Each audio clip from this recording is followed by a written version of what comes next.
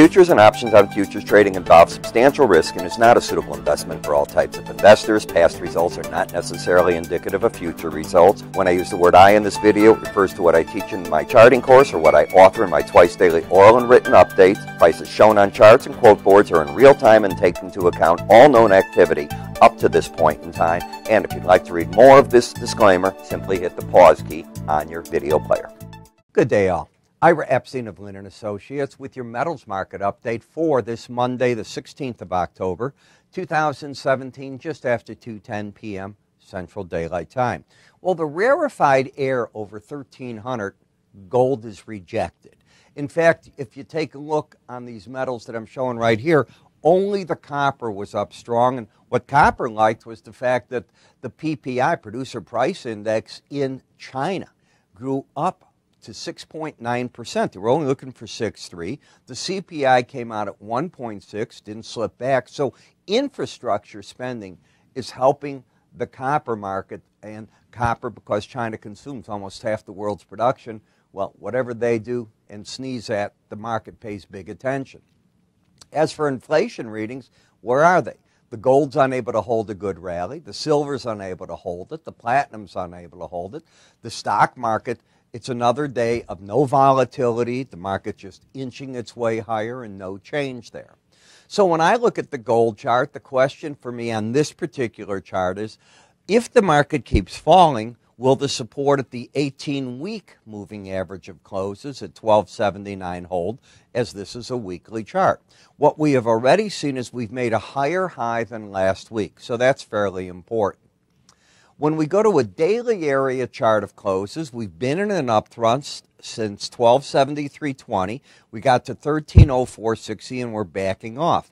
Now this number right here is the number I don't want to see a close under, and it's right here. It's at 1288.90. What it will do is it'll stop the pattern of higher lows, higher highs. Even though it's just pricing, it acts that way. That's what a trend is. When I take a look at the action today, the Friday low becomes important in the market. The Friday low was 1292.90. You just took that out. So you are having an outside day down off a new rally high.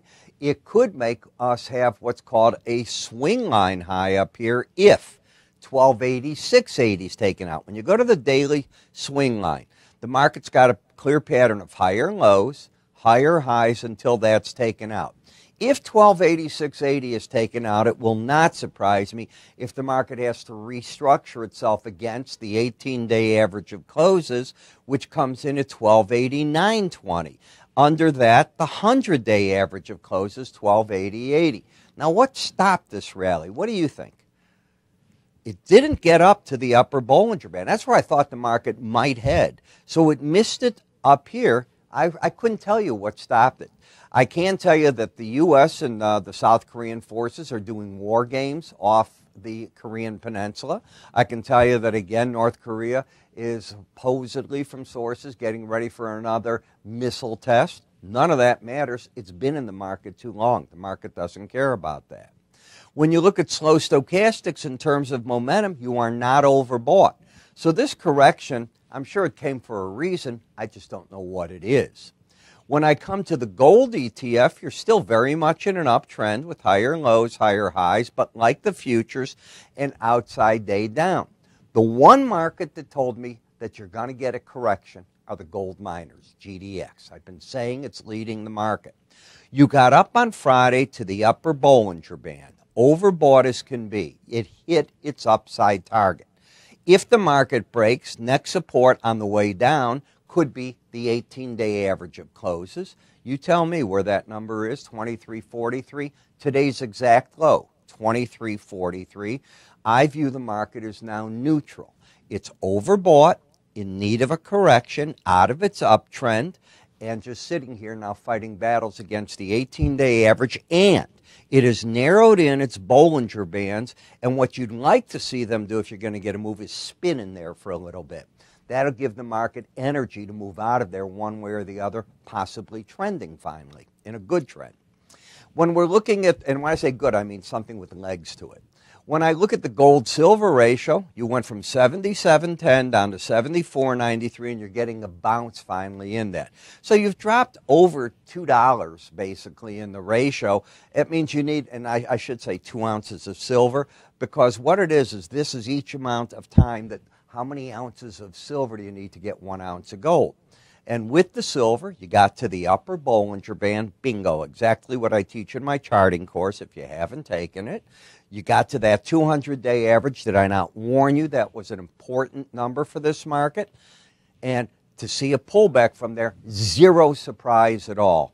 Now the question is the market revamping itself. Big support does await this market between 1698 and 93. Potentially the 100-day and the 18-day average. They are not lined up in a bullish manner because the short-term average, the red, is under the green, which is the 100-day average. So the 18 is under the 100. That's not a bullish setup. The copper market went spiking ahead. Now, we started seeing this. I started pointing this out to you last time. I said, you know, this market's riding that upper Bollinger Band. The question is, because it came from this narrow area, is it going to have any legs? And we decided, yeah, it's got that look to it. By Friday, we had the embedded reading, and today you spike. Not a surprise at all. How long can it keep like that? Don't know. I know that buying over a Bollinger Band is not something I'd ever teach. You got the embedded reading, which tells me that the trade will be looking to come in on breaks. Obviously, today's low is going to be important because it's lower. If we take a look at it, 311.20 took out Friday's low, so that's an outside day up. Take that out on Tuesday or Wednesday, there could be a problem that this becomes a vacuum. I'm not saying that'll happen. We'll see. In the platinum market, let me show you this chart coming into last week. Here you are on Friday. If the rally continues, number one, you're overbought. Tell me yourself, where do you see the 100-day average in the Bollinger Band? That would be where I would think the pros are going to be looking to lighten up positions.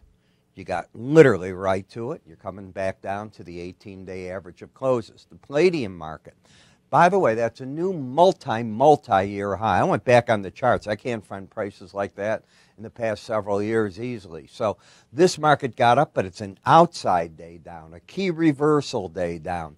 The momentum of the chart, questionable. Now, how many days did it have over the upper Bollinger Band? I think you'd agree 952.85 is over the Bollinger Band of 943.50, let's call it. Next day, you're over that number by another $8, $9. That's 2 days in a row over. 3 days in a row on Friday. What are the odds of today staying over the upper Bollinger Band? 2%, the way that my rule of thumb goes. It's all it bet.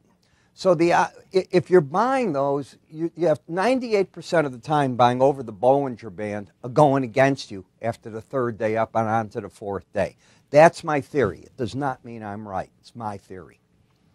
In the dollar index, you pulled off from hitting a combination zone of the upper Bollinger Band and just missing that 100-day average, back to the 18-day average, and now for almost 4 business days, you've just been sitting on that number. Trying now to do what? Well, you have a higher high and a lower low. You don't have a trend.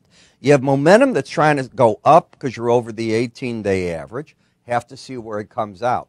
Over the weekend, I read from probably 6 of the world's largest banks their projections on where the euro currency was going. And it was interesting as can be because they're between the 118, 121 zone, and that's where you're sitting right now, and that's for the end of the fourth quarter. So we'll see how that all plays out. Meanwhile, I know we get calls from a lot of people that like in-and-out trading, and they're looking for buy and sell points within the day. I have a pretty aggressive trading method that's not unique to me. This has been around for years, and they're called pivot points. And they're used in a series of markets, and they're used in different ways. So what I created is a 2-part video series for you that in the first video explains the formula, how you work with it, what you do with it, where the sell and buy points come out, and how they're done. And the formula is pretty unique to all the systems that are out there. The question is how many R1s. R1 is resistance 1, R2. I've seen systems go out to R3 and R4s. It doesn't matter. They're resistance points, and they're all done the same way. The most typical is the 5-point or 5-star system, as I call it. You have a center number, a resistance number 1, 2, and then a buy number, which is support 1, and then support 2. And the object is you're trying to buy into the support, sell out against the center line, or sell if you get up, for example, to the top line trying to cover back at R1. There's different ways to work with it. I've created videos to teach you that. And today, for the first time, I'm going to sit down and make my third video of the series where I show how to use price momentum, at least my theory of it, with all this.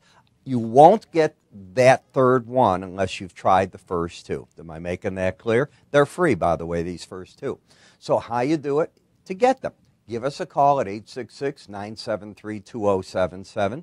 Go to our website. You can also click up here.